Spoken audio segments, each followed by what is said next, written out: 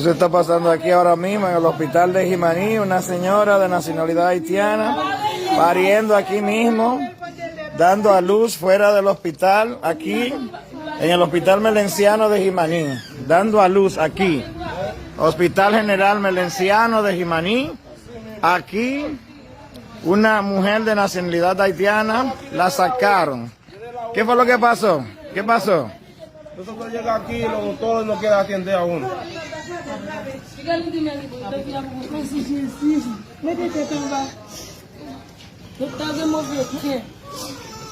Aquí en el hospital de Jimaní está pasando eso.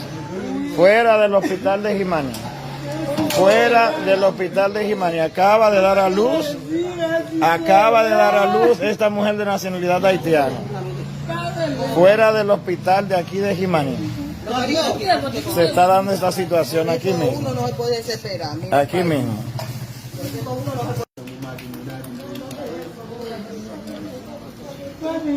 Eso está pasando aquí ahora mismo en el hospital de Jimaní, una señora de nacionalidad haitiana pariendo aquí mismo, dando a luz fuera del hospital, aquí en el Hospital Melenciano de Jimaní, dando a luz aquí, Hospital General Melenciano de Jimaní, aquí una mujer de nacionalidad haitiana, la sacaron.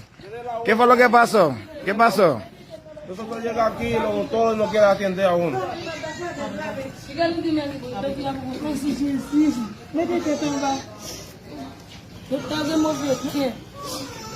Aquí en el hospital de Jimaní está pasando eso. Fuera del hospital de Jimaní. Fuera del hospital de Jimaní. Acaba de dar a luz esta mujer de nacionalidad haitiana. Fuera del hospital de aquí de Jimaní. Se está dando esta situación aquí mismo. Uno no se puede desesperar. Aquí mismo.